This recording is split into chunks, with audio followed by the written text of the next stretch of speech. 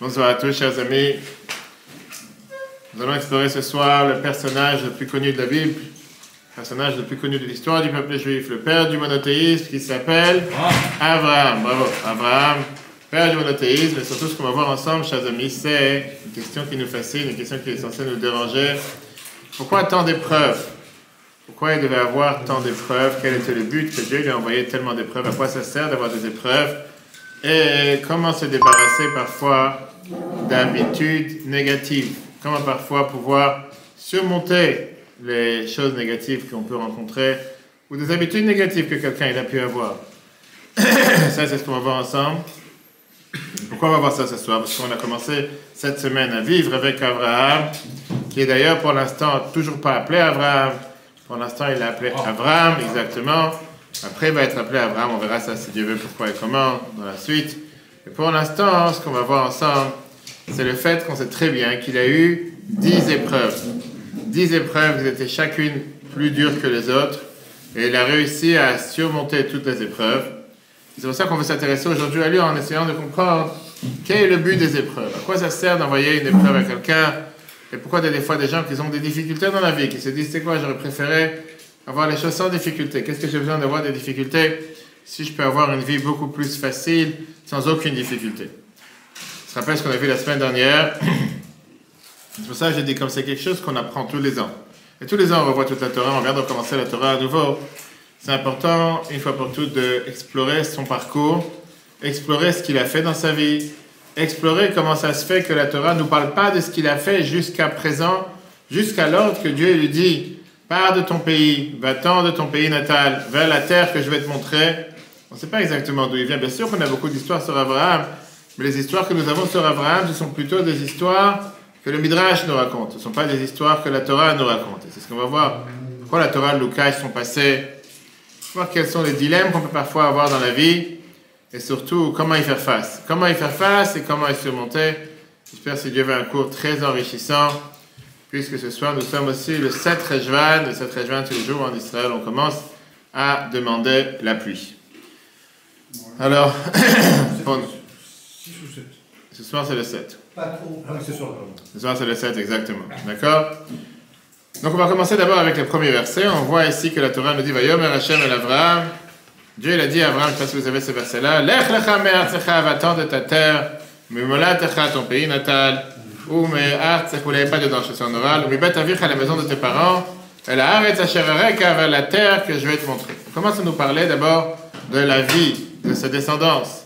Et un des personnages les plus importants est celui qu'on aime le plus, premier des 3 patriarches, Abraham qui devient Abraham, et nous sommes ses descendants.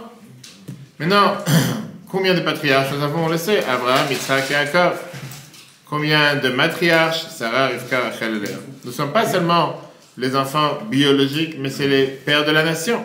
C'est eux qui ont créé le chemin, la ligne du peuple juif. On a reçu tout en héritage, et c'est pour ça que c'est important de comprendre les histoires que la Torah nous raconte. Regardons, chers amis, on n'est pas encore dans le texte, on va voir tout de suite comment le Ramban, Rabbi Moshe ben Nachman, qui est Nachmanide, vient et nous raconte, vous avez ça dans la page numéro 12, si vous l'avez devant vous, vous avez le chiffre 12, vous voyez, 10, 11, 12, oui, vous avez le chiffre 12 en haut, devant vous, vous avez Rabbi Moshe ben Nachman, qui est Nachmanide, qui vient et qui était un des plus grands sages d'Espagne dans son temps, le Rosh Yeshiva à Barcelone, et lui, il nous donne une des explications de toutes ces explications, toutes ces histoires que la Torah nous raconte sur Abraham, Yitzhak et Yaakov. Quoi, la Torah nous les raconte, Maaseh Avot Siman Labanim. Chaim à tous, Maaseh Avot Siman Labanim, qui veut dire c'est un enseignement pour les enfants.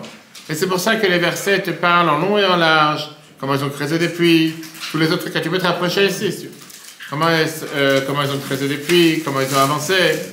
Et ça, tu peux penser qu'apparemment, c'est des choses qui sont totalement... Elle mange pas, elle mange pas. Des choses qui sont, comment on appelle ça? Des choses qui sont totalement, apparemment pas intéressantes, qui n'ont aucun but. On va voir qu'au contraire, la Torah nous raconte tous ces détails, ce qui s'est passé avec les patriarches. Pourquoi? Pour pouvoir nous donner des enseignements. Comment, tout ce qui s'est passé ici, tout ce qui s'est passé avec eux, tout ce qui s'est passé avec Adébus, le sac, en bas, voilà. Couchez, juste couchez. Voilà, c'est bien. Comme ça, on va voir que tout ce qui s'est passé avec Abraham, Yitzhak et Yaakov, ça a à faire avec ce qui se passera avec nous. Et donc, on voit aujourd'hui que l'histoire d'Abraham, c'est important de comprendre comment il est arrivé jusqu'à Israël. Parce qu'au final, les Juifs ne sont pas rentrés en Israël tout de suite, ils sont rentrés seulement dans quelques centaines d'années. Mais le fait que le patriarche numéro 1 est parti vers Israël, c'est ce que Dieu lui demande dans la paracha de cette semaine, ça nous laisse comprendre. Il y a ici quelque chose de particulier pour la vie de chacun d'entre nous. Alors commençons avec la Mishnah de Avot, Maxime de nos pères. Bravo. Maxime de nos pères qui nous dit à Sarah Nisyonot, 10 épreuves, Nitnasa Avraham, Avinu Avraham, il a eu 10 épreuves. Et il a réussi à surmonter les épreuves. Et ça, c'est pour nous faire savoir, tu as la page? Pour nous faire savoir combien était la grâce de Dieu face à Abraham. Abraham, Dieu, il a aimé énormément et il a su surmonter toutes ces épreuves. Je ne sais pas si c'est dans le texte ici. Et là, vous les avez ici dans la page numéro 10. D'accord? Énumérés. On a demandé tout à l'heure comment surmonter les épreuves. À quoi servent les épreuves? Vous avez dans la page numéro 10, on va énumérer rapide d'abord ce que Maïmonide nous dit, Rabbi Moshe ben Maimon, quelles sont les 10 épreuves. D'abord, il nous dit, la première épreuve, c'est cette semaine. Pars de tes parents, pars de ton pays natal, pars de ta terre, va vers l'endroit que je vais te montrer. Faites passer la tarte, si vous ne voulez pas recevoir une tarte. Faites passer tout le monde. Jean-Claude, tiens, fais passer tout le monde les dossiers. Première épreuve, partant de ton pays natal. Deuxième épreuve, la famine, il est descendu en Égypte. Troisième épreuve, on voit comment Sarah a été capturée, kidnappée dans la maison de Pharaon. Quatrième épreuve, c'était la guerre avec les 4 rois. On aura le temps d'en reparler plus tard. Après, on a comment il s'est marié avec Agar, la maîtresse. Brit Mila, la 6e épreuve, à 99 ans. 7e épreuve, Sarah a été une 2e fois kidnappée dans la maison d'Avimelech. 8e épreuve, il a dû renvoyer Agar. 9e épreuve, il a dû se séparer d'Ishmaël. Et 10e épreuve, qui est le plus connu, ce qu'on dit tous les matins dans la prière, le sacrifice d'Israël. Mais là, on n'en tient pas au 10e, on en tient pour l'instant au premier, il ne faut pas sauter les étapes. Et là, qu'est-ce qu'on voit? Voyons, Hashem et Abraham, Dieu il a dit à Abraham, pars de ton pays natal, de ta terre, de ta maison, de tes parents, vers la terre que je vais te montrer. Dieu il lui demande en 2 mots, abandonne l'endroit où tu as grandi, va vers un endroit inconnu. Et la Torah nous dit qu'Abraham ne pose pas de questions. Il commence à marcher. C'est pas pour rien qu'Abraham a eu le surnom Rosh Lama'aminim, la tête des croyants. C'est pas le seul, c'était pas pour rien que c'est le premier qui a reconnu qu'il y a un Dieu. Il était le père du monothéisme, il a fait savoir qu'il y a un Dieu sur la planète. Il nous a appris une leçon, qu'est-ce que ça veut dire avancer avec la foi, avec Bitachon, sans poser de questions. C'est celui qui a regardé le TikTok de hier soir. Maintenant, la question qu'on demande... Il est parti seul. Non, bien sûr, il était marié, etc. Avec Sarah, il l'a vu la semaine dernière. Avec Sarah, etc. Pourquoi Dieu il teste Abraham? Est-ce qu'il veut le faire tomber? Et ce n'est pas une question sur Abraham, seulement c'est une question sur chacun d'entre nous. Quel est le but des épreuves? À quoi ça sert d'avoir des tests? Pourquoi Dieu nous met des défis dans la vie et particulièrement dans le service de Dieu? Vient le Midrash et il nous dit que l'épreuve, elle est faite pour ceux qui peuvent la surmonter. Il nous dit la phrase suivante.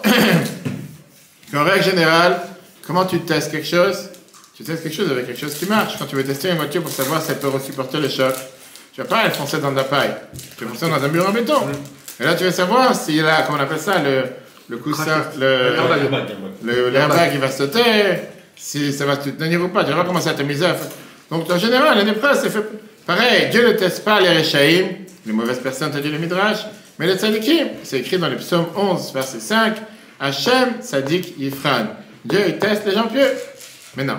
Il y a une règle générale. On dit que Dieu ne teste pas seulement selon ta force. Ça veut dire que si on est rachat, aucun test.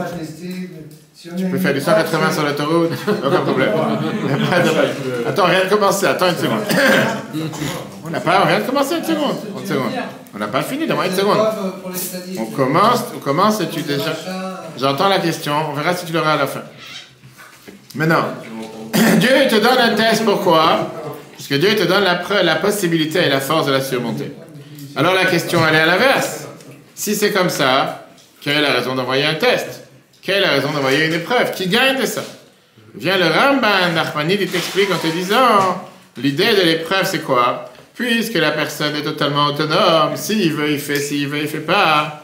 Le test, c'est pour savoir. Dieu dit, tu sais quoi, viens, on va savoir, est-ce que tu vas être prêt à passer ce test ou pas. Pour au final le récompenser pour avoir passé le test. Un cheval, je donne toujours ce même exemple, un cheval, tu sais qu'il sait sauter. Mais d'autant que tu ne l'as pas mis au défi de mettre 3 barres devant lui. Tu ne sais pas combien il va sauter. Il sait sauter, très bien, mais tout le temps que tu ne mets pas les 3 barres devant, tu ne sais pas s'il va sauter les 3 barres ou pas, ou 2 barres, ou peu importe. Pour ça, tu mets les barres. Tu étais là pour l'embêter, tu n'es pas là pour l'embêter. Tu es là pour le faire sauter, pour montrer qu'il sait sauter. D'accord? Donc Ramban te dit, écoute-moi, le test, en réalité, cette épreuve, c'est pour le bien de la personne. Mais, il y a la condition que Dieu, il sait très bien que tu vas la surmonter. Que tu vas pouvoir la surmonter. Et par ça que tu vas la surmonter, tu vas recevoir une récompense. Vient le Radak, Rabbi David Kempri, de Provence. Et Rabbi David Kempri, c'était quelqu'un qui a expliqué le Tanakh, qui a expliqué la Torah. Et lui dit qu'il y a une autre raison. Quand vous avez la feuille dans la feuille, non, le Tanakh, il est juste ici à côté. Voilà. Dommage que c'est sorti tellement petit, je fais ça rapide, désolé. Je veux savoir si tout le monde avait des loupes. Anisayan Nazé dit cette épreuve, c'est pour montrer l'amour qu'Abraham avait envers Dieu. Ça n'a pas été fait pour les autres générations, pour les générations de l'époque, mais pour les générations futures qui croient dans la Torah de Moshe, Moshe l'a écrit, et qui puissent savoir, être au courant jusqu'à où était allé l'amour d'Abraham envers Dieu. Et qu'ils apprennent ce qu'on dit dans les schémas tous les jours, le Hava et Hashem, bechol levavam ou bechol nafsham, bechol levavchem ou bechol nafshechem. C'est que Dieu, il a testé Abraham pour nous. Il n'a pas testé Abraham pour lui. Pour que nous puissions imprégner, se dire, regarde-moi ce personnage. Il a tout perdu. Comme on a dit dans le TikTok d'hier soir, qui est un extrait du cours de l'année dernière. Vous pouvez voir sur l'application Torah, le site Torah.fr. Il avait tout pour être malheureux, il avait tout pour ne pas écouter ce que Dieu lui demandait. Et néanmoins, il a avancé sans poser de questions. Maintenant, en hébreu, comment on appelle un test? Nisayon, une épreuve. Mais ça vient aussi du mot nes, qui veut dire élever une personne. Qui veut dire qu'en vérité, un test, une épreuve, c'est quelque chose. C'est un miracle. C'est aussi un miracle. Mais à part ça, ça vient aussi du mot nes. Nes al-harim. C'est pour élever. Plusieurs traductions. Chaque mot en hébreu a plusieurs termes. Plusieurs textes. Élever, exactement. Qui veut dire élever une personne. Puisque par ça que tu as passé l'épreuve, automatiquement, tu es encore mieux que si tu n'avais pas passé l'épreuve. Alors, comme j'ai dit encore une fois, avant de commencer à rentrer dans les détails de ces épreuves, commençons d'abord à connaître le personnage et qu'est-ce que la Torah ne nous dit pas. Parce que quand j'ai quelqu'un qui est assis à côté de moi et tu lui dis « Qu'est-ce que tu as fait dans ta vie ?» Tu te dis « Je suis venu au cours. » C'est bien. Mais je te demande qu'est-ce que tu as fait jusqu'à présent. Là, tu as quand même 75 ans de sa vie. On n'est pas au courant. La Torah n'en parle pas. Alors tu vas dire c'est de la rigolade parce qu'à l'époque, les gens vivaient des centaines d'années, on a vu la semaine dernière. D'abord, c'est fini. Parce qu'Abraham n'a pas vécu des centaines d'années, on va voir tout de suite après. Et de l'autre côté, c'est quand même intéressant à savoir. Maintenant, il y a un autre personnage que la Torah nous parle presque pas de lui, pas totalement pas, qui est Moshe. Jusqu'à 80 ans, on raconte presque pas ce qui s'est passé. Mais ça, c'est pas le moment. On va voir ça quand on sera dans le Parashat Shemot.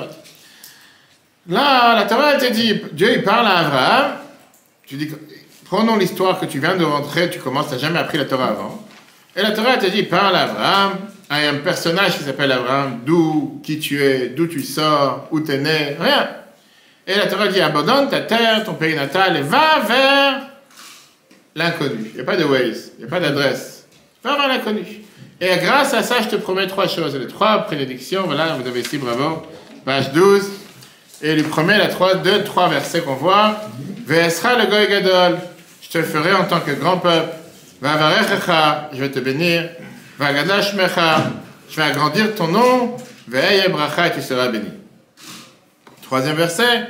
Va'avacha mevarechecha, celui qui te bénit, celui que tu bénis, il sera béni. Ou mekalelcha, celui que tu maudis, il sera maudit. T'as pas les feuilles, t'as les feuilles. Et venivrechu becha, ils seront bénis parmi toi, toutes les familles de la terre. Alors, qui est ce Abraham? Qu'est-ce qu'on connaît sur lui? Et pourquoi tout d'un coup, il y a Dieu qui parle avec lui? Qu'est-ce qui se passe?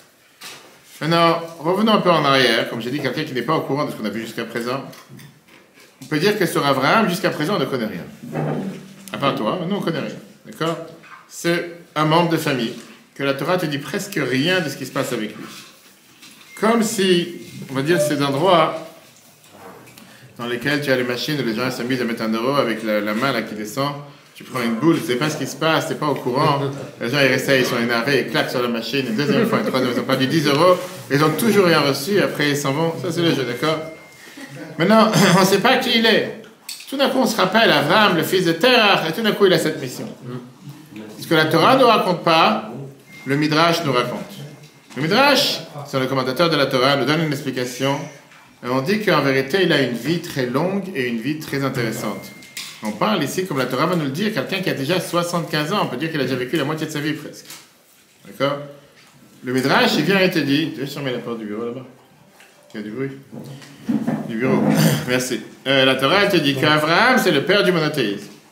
Abraham, il a vécu dans un monde qui était plein d'idolâtrie à l'époque. Et qui croyait dans la force des cieux, dans la force des astres, merci. Et il se prosternait à différents idoles. Abraham lui-même, dans sa jeunesse, il réalise le potentiel et la force qu'ont les forces de la nature. Mais il réalise aussi leur force limitée. Et il comprend qu'il y a une force puissante qui dirige tous ces astres. Voilà ce que la tradition nous raconte dans le Midrash, quand Abraham il avait 3 ans, il sort de la grotte. Il se pose la question, qui a créé le ciel et la terre? Et qui m'a créé? Il a commencé toute la journée à prier au ciel. Il arrive le soir, le ciel est parti. Il arrive la lune. Abraham, il voit la lune et les étoiles. Il dit, ah, la lune, c'est elle qui a créé le ciel et la terre, c'est elle qui m'a créé. Et les étoiles, certainement, ce sont les serviteurs de la lune. Il a prié toute la nuit vers la lune. Le matin, la lune a disparu. Imagine-toi le traumatisme. Il devait faire des séances de psychothérapie pendant longtemps. Et là, il s'est dit, c'est pas possible. Le soleil revient. C'est ni la lune, ni le soleil qui ont créé le monde. Ils n'ont pas la force de pouvoir gérer quoi que ce soit. Ils ont un patron qui leur dit quoi faire. C'est pas normal qu'ils viennent, ils partent. Donc, je vais prier à ce patron, à ce dirigeant. Maintenant, Abraham, il ne garde pas ce secret pour lui. Midrash te raconte, il commence à faire des débats. On a vu ça à la fin de la semaine dernière en rapide avec les gens de Ur-Kasdim. Et il commence à faire passer le message. Le Midrash nous raconte, je ne sais pas si vous avez le Midrash ici, Terach, il a été quelqu'un qui fabriquait des idoles. Vous allez voir s'il est dedans, je ne pense pas. Non. Une fois, exactement, Terach était celui qui fabriquait des idoles. Non, il n'est pas ici. Non. Une fois, son père, il est parti en chemin. Et il a dit à Abraham, je te laisse gérer la société, l'entreprise. Les gens sont venus acheter. Abraham a dit, quel âge tu as? Il dit, j'ai 50, 60 ans. Et Abraham il dit, quel malheur. Quelqu'un comme toi de 60 ans va se prosterner à une idole qui a un jour. T'as pas honte? L'autre, il avait honte, il partait. Une fois, est venue une femme avec une assiette de farine. Et elle dit à Abraham, tiens, je t'ai amené un cadeau pour offrir aux idoles. Abraham, il a pris un bâton. Il a brisé tous les idoles. Et il a mis le bâton dans la main du plus grand. Son père est venu, il a dit, qu'est-ce qui s'est passé? Tremblement de terre. Il a dit, je ne veux pas te cacher quoi que ce soit. Il y a une femme qui est venue avec une assiette de farine. Et elle a dit, voilà ce que je voudrais offrir aux idoles. Je leur ai donné. Mais il y avait celui-là qui a dit, c'est moi le premier. L'autre, il a dit, c'est moi qui dois recevoir en premier. Jusqu'à ce que le plus grand, il est venu, il a pris le bâton, il les a cassés. Il a dit, c'est moi le dirigeant ici, de quoi vous parlez? Le père, il dit à Abraham, tu me tournes la tête? Tu me prends pour un fou? Tu penses vraiment que ces idoles, ils bougent, ils parlent, ils font quoi que ce soit? Abraham lui a dit, Yishmu aznecha mashepicha medaber. Que tes oreilles écoutent ce que ta bouche, elle parle. Que tu vends aux gens des gloires alors que tu sais très bien que c'est du vent. Terach, son père, il a décidé de le mettre dans la main de Nimrod. Nimrod, il a dit, prosterne-toi au feu. Abraham, il a dit, pourquoi tu veux que je prosterne au feu? Prosternons-nous à l'eau qui éteint le feu. Nimrod, il lui a dit, prosterne-toi à l'eau. Il a dit, c'est comme ça, viens, on se prosterne au nuage qui amène l'eau. Il a dit, prosterne-toi au nuage. Il a dit, viens, on se prosterne au vent qui fait bouger les nuages. Il a dit, prosterne-toi au vent. Il a dit, viens, on se prosterne à l'humain qui soutient, qui supporte le nuage, qui n'est pas en train de, avec le vent, qui n'est pas en train de bouger, à part s'il y a un ouragan ou quoi que ce soit. Alors il lui a dit, pourquoi tu n'arrêtes pas de parler? Moi, je prosterne au feu. Et donc, tu sais quoi? Moi, je te jeter dans la fournaise. Que le Dieu à lequel tu te prosternes, qui vient te sauver. Il y avait là-bas Haran, on a vu ça à la fin de la semaine dernière. Haran, qui était le frère d'Abraham, il a dit, qu'est-ce que j'ai gagné ici? Si Abraham, il gagne la bataille, je fais partie de son clan. Mais si c'est Nimrod qui gagne, je fais partie de son clan. Abraham, il est parti dans la fournaise en feu, il s'est promené dans un jardin. Alors on lui a dit à Haran, de qui tu fais part? Tu fais partie de quel clan? De quel thème? Il a dit, je suis parti d'Abraham, ils l'ont pris, ils l'ont jeté dans le feu, et il a été brûlé. Et comme ça, il est mort devant son père Terach. C'est pour ça qu'on a vu la fin de la semaine dernière dans la paracha. Vayamot Haran al pnei Terach Aviv. Mais non. Abraham était celui qui a propagé le monothéisme dans le monde entier. Et c'est lui qui va devenir plus tard le père du monothéisme, à tel point que jusqu'à nos jours, les gens suivent les enfants d'Abraham. D'ailleurs, de là vient l'idée des Hébreux à Ivry. Pourquoi on appelle à Ivry l'Hébreu? Parce qu'on dit qu'il était capable, les Chachamim nous disent que le monde entier était d'un côté, et lui, il était de l'autre côté. Ever veut dire un autre côté. C'est pas Ivry sur scène, c'est Ever veut dire un autre côté. Ça veut dire que ça nous fait comprendre qui est ce personnage, pourquoi Dieu s'intéresse à lui. Maintenant, tout ça c'est le Midrash. Et la question, elle est, pourquoi la Torah n'en parle pas? Est-ce que ça c'est allusionné quelque part dans les versets? Pourquoi la Torah ne dit même pas un mot, rien? C'est le Midrash qui te raconte. Là, le Ramban, il te dit, comme on l'a dit tout à l'heure, et il te dit que Dieu lui a promis, qu'est-ce qu'il lui a promis dans le verset qu'on vient de voir, que ton nom va être béni, que tu vas grandir ton nom, tout celui qui te bénit sera béni, tout celui qui te maudit sera maudit. On comprend de là que le nom d'Abraham n'était pas si grand que ça. Suite à ce qui s'est passé, Dieu lui a dit que pas comme ils ont fait avec toi au Kazim, qui se sont moqués de toi, qui t'ont jeté dans le feu et qui t'ont maudit. Là, les gens vont commencer à faire attention, ils vont te respecter.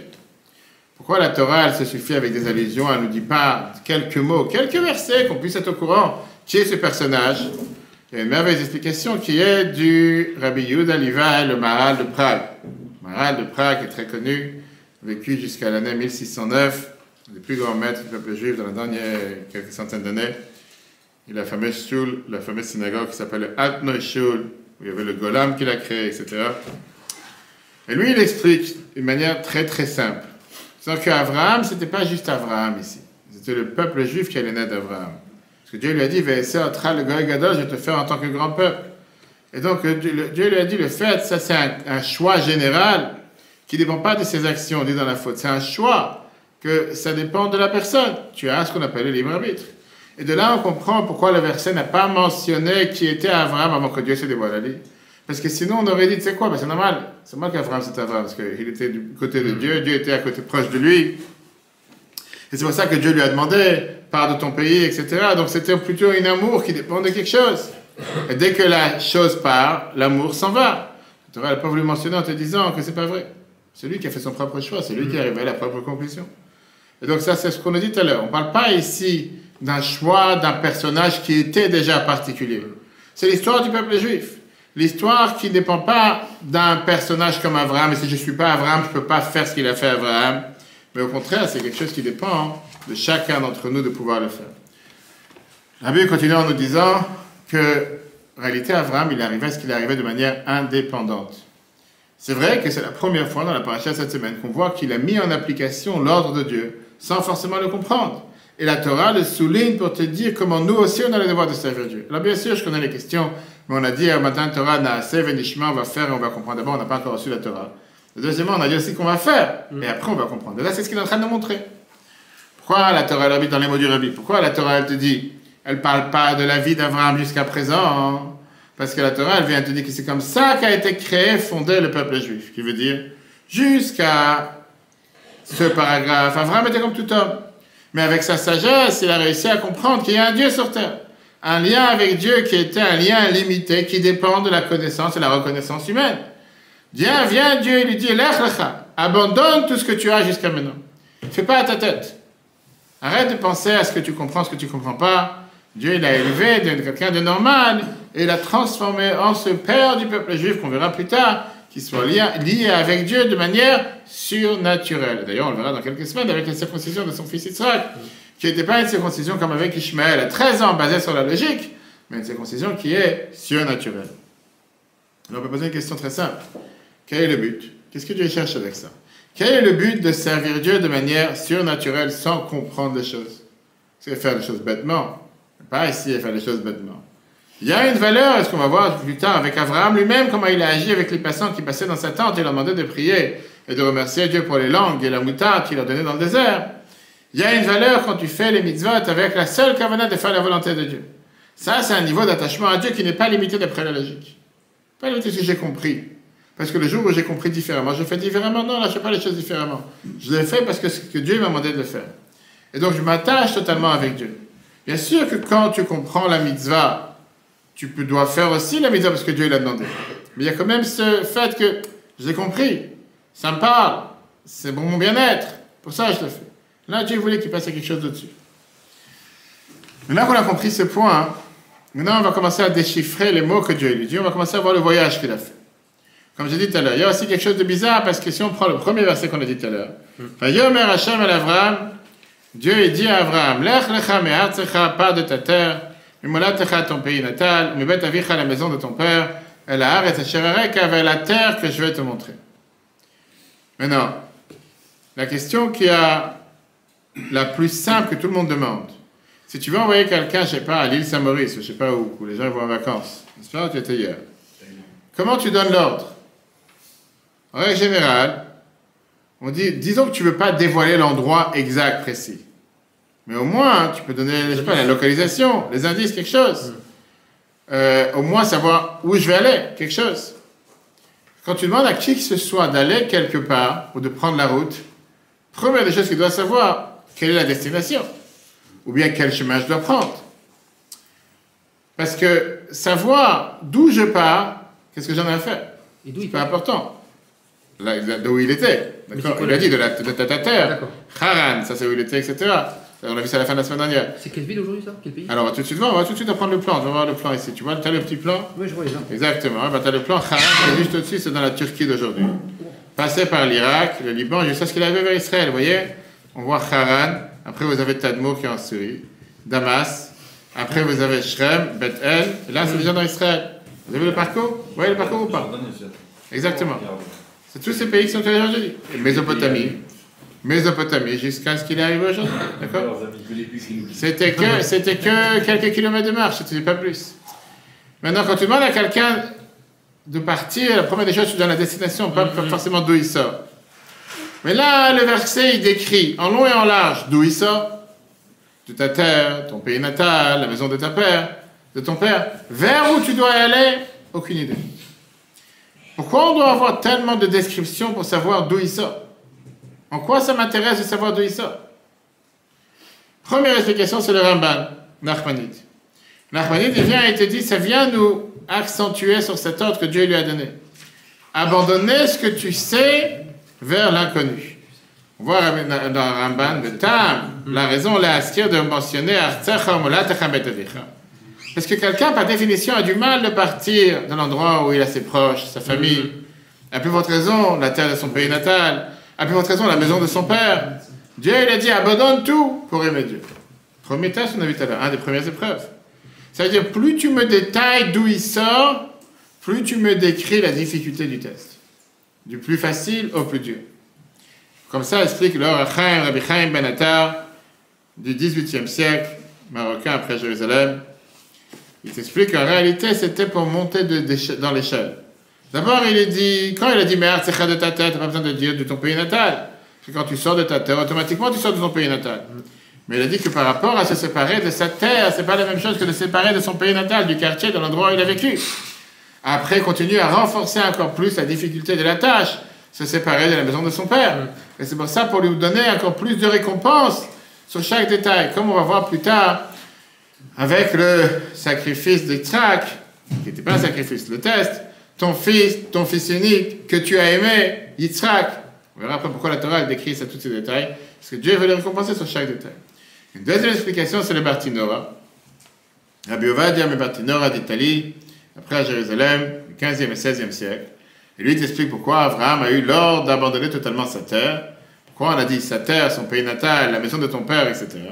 Pour donner une raison, pourquoi Dieu lui dit de partir de ces trois endroits? Parce qu'il n'y a rien de bien dans ces trois. Les trois valent exactement la même chose. Et en règle générale, quelqu'un, il apprend comment il se comporte, ou de le pays de sa terre, ou de sa famille, ou dans la maison de son père. Dieu, il a dit, t'as rien à tirer.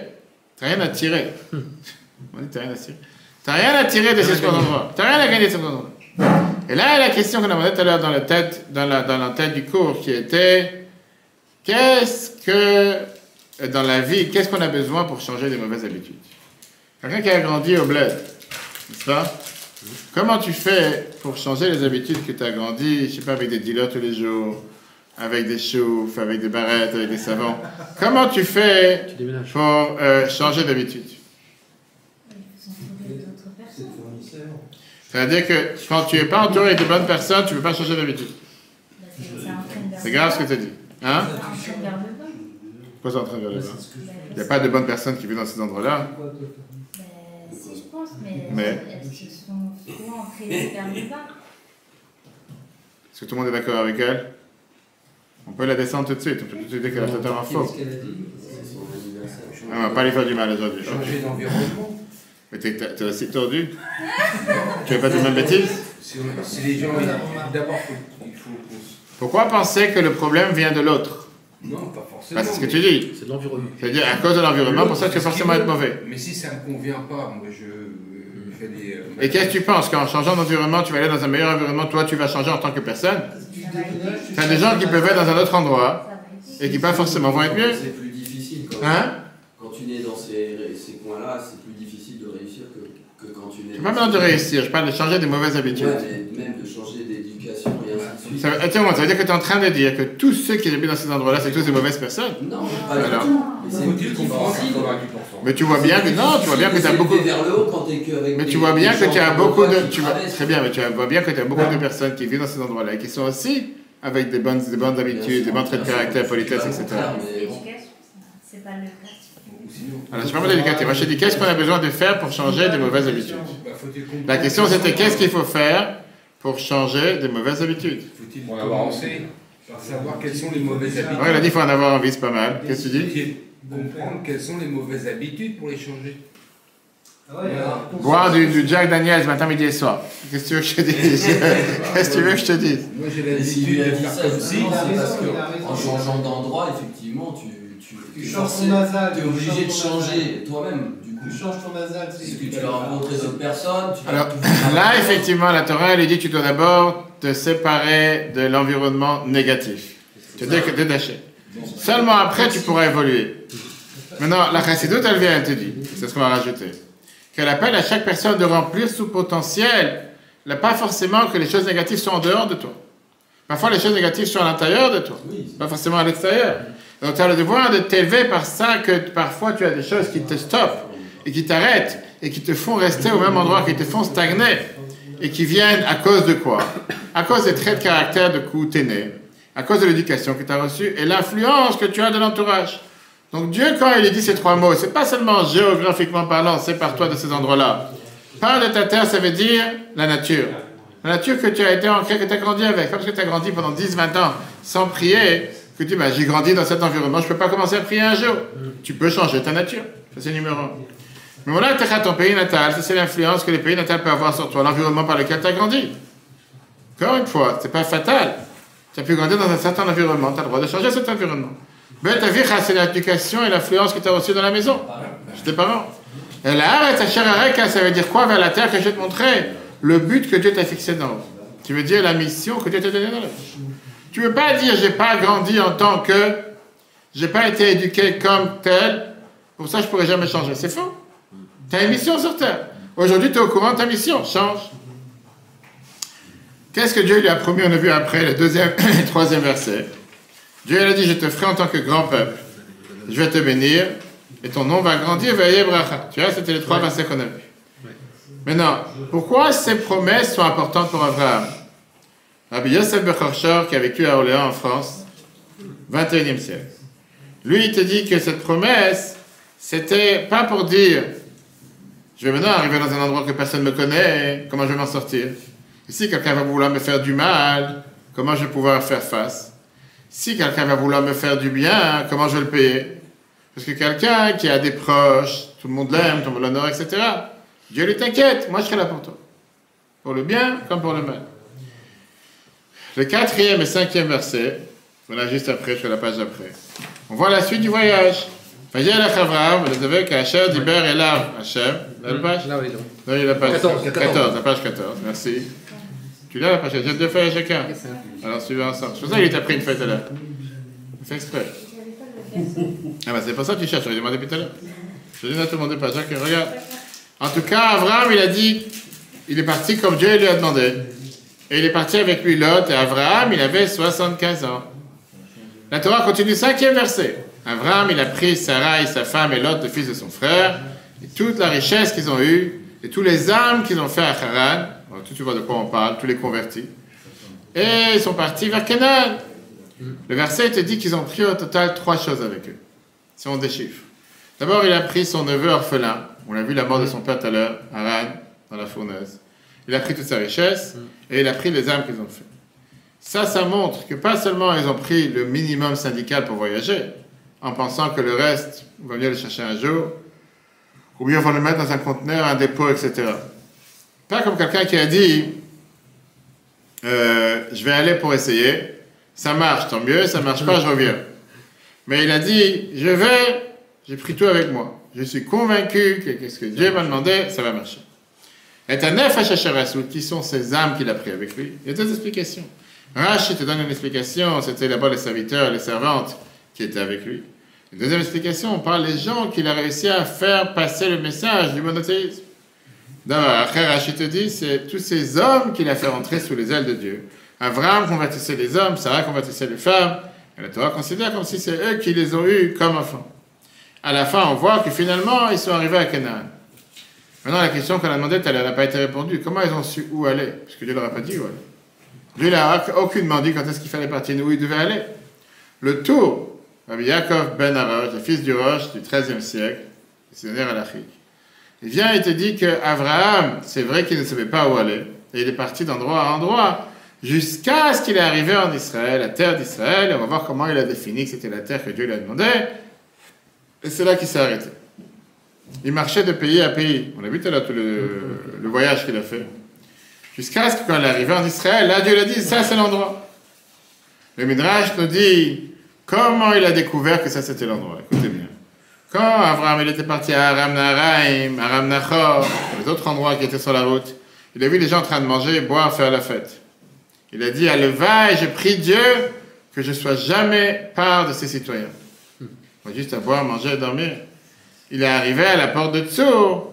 Là, il a vu que les gens, ils labouraient quand il fallait labourer, semer quand il fallait semer, récolter quand il fallait récolter. En deux mots, les gens ils travaillaient dur la terre.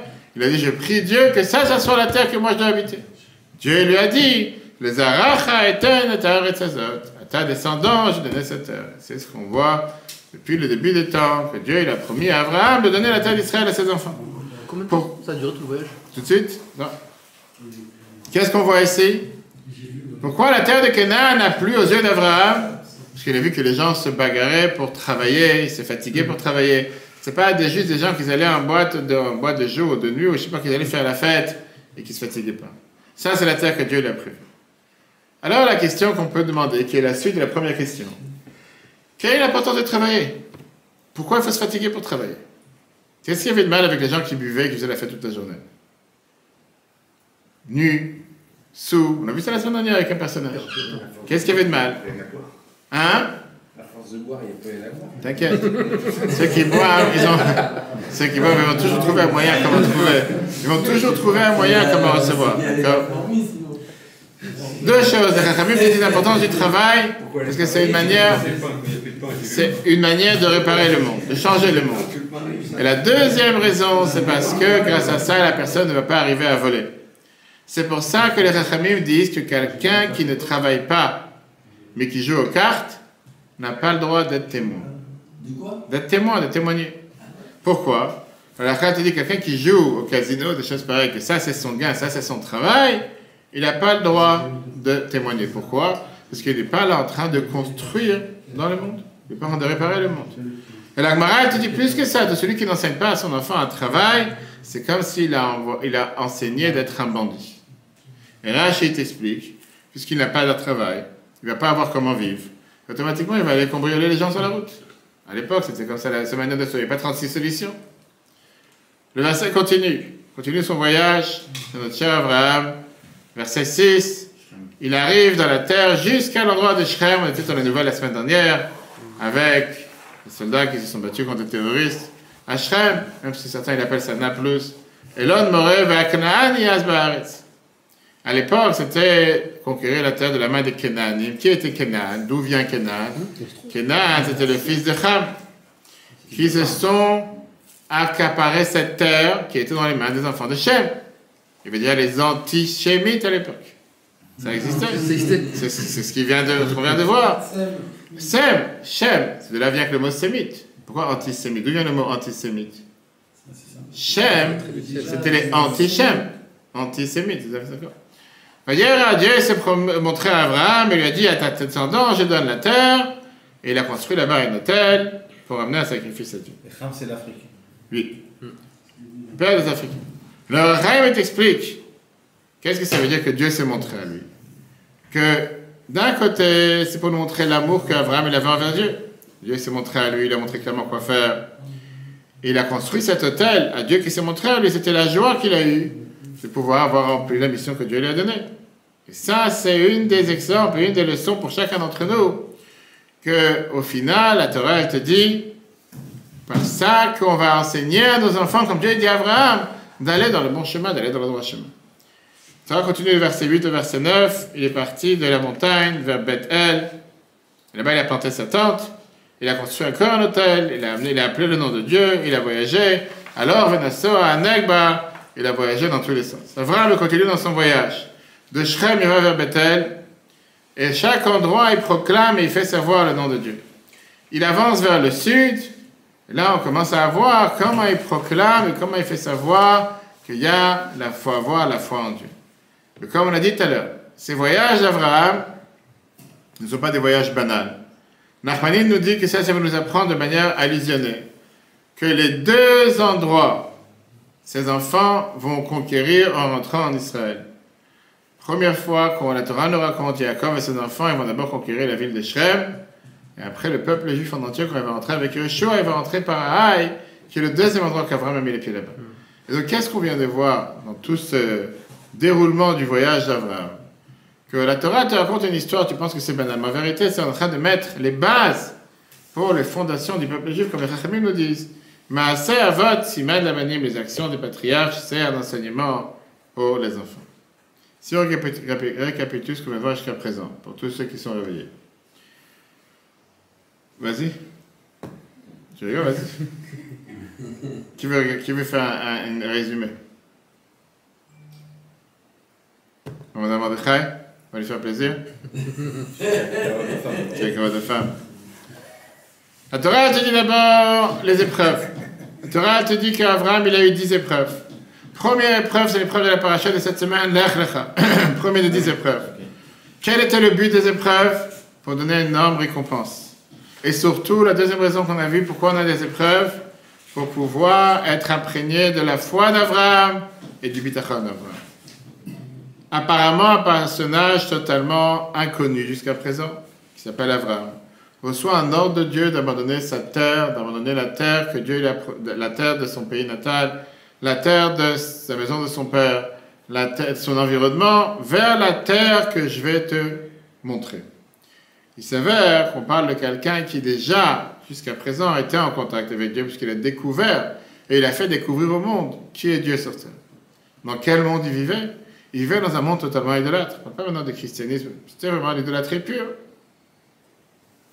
De l'autre côté, pourquoi la Torah ne parle pas de tous ces détails? Pourquoi la Torah ne fait pas savoir qui était le personnage, on doit le savoir du Midrash? Parce que la Torah, elle vient ici nous parler comment il a eu cette découverte personnelle en tant qu'être humain personnel. C'est pas juste qu'il avait déjà des contacts avec Dieu, il avait du piston, comme on dit. C'est parti du carré VIP.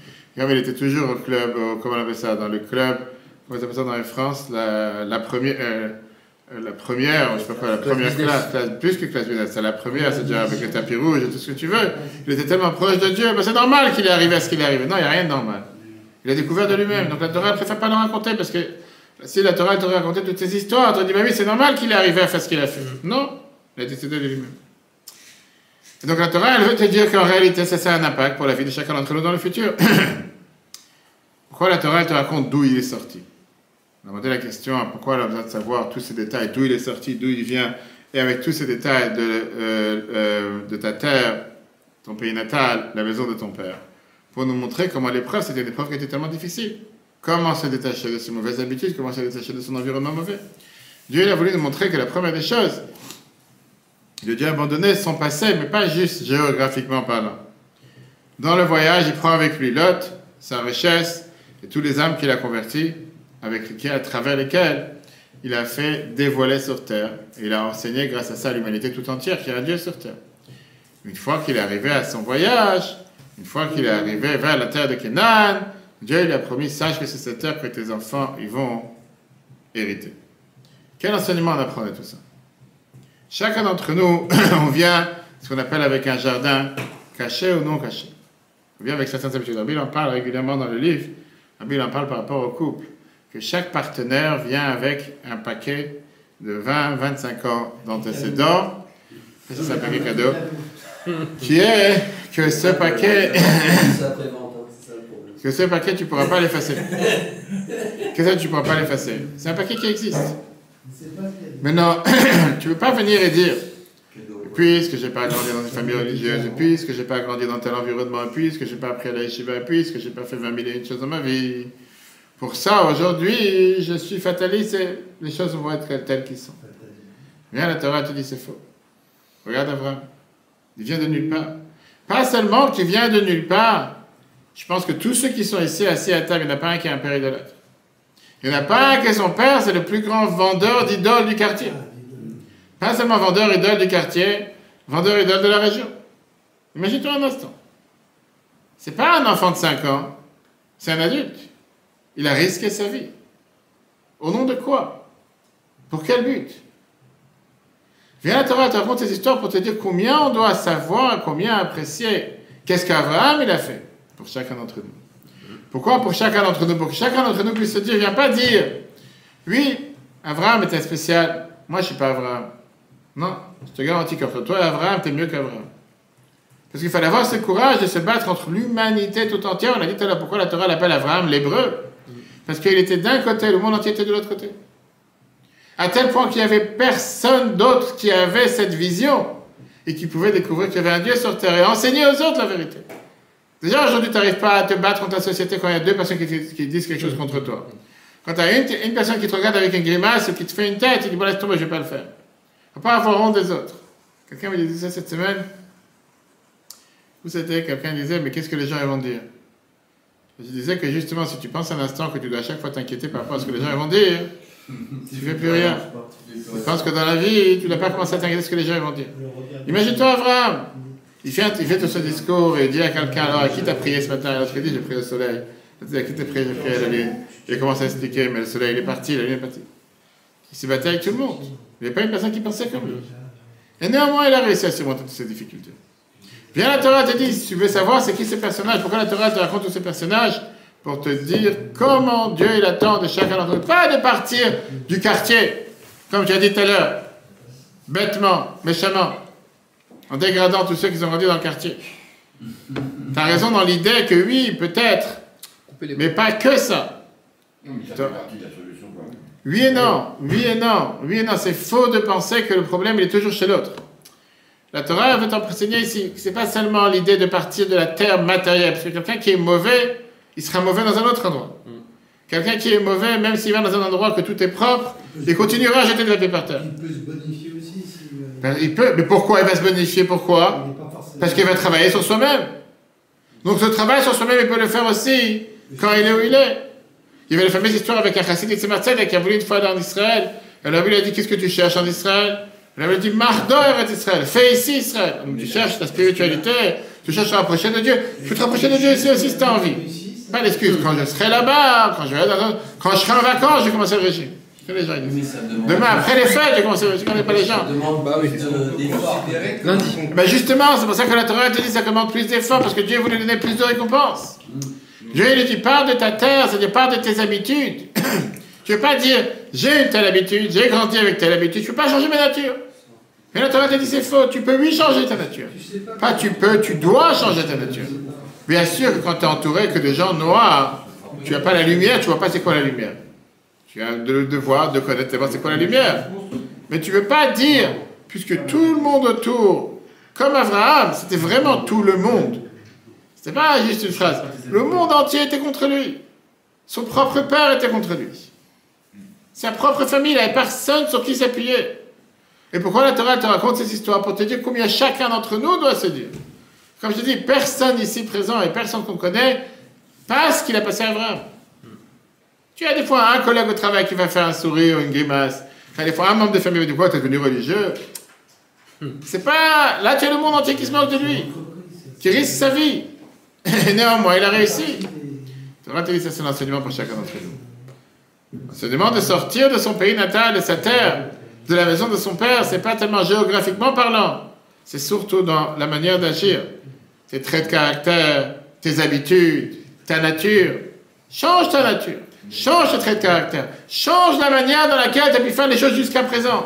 Alors oui, pendant 30 ans, tu savais que Kippour, c'est la dernière heure ou la dernière demeure avec le buffet, ou voir le son du chauffard, et ça, c'est Kippour. Tout d'un coup, tu as découvert que Kippour, ça commence pas. La fin de Kippour, ça commence au début. Ça commence 24 heures plus tôt. Pareil pour les tefillin, pareil pour la tzaka, pareil pour les prières, pareil pour les petites familiales, pareil pour tellement de mitzvot. Le fait que tu n'as pas eu cette éducation dans le passé ne justifie pas de ne pas vouloir le faire aujourd'hui ou de ne pas pouvoir le faire.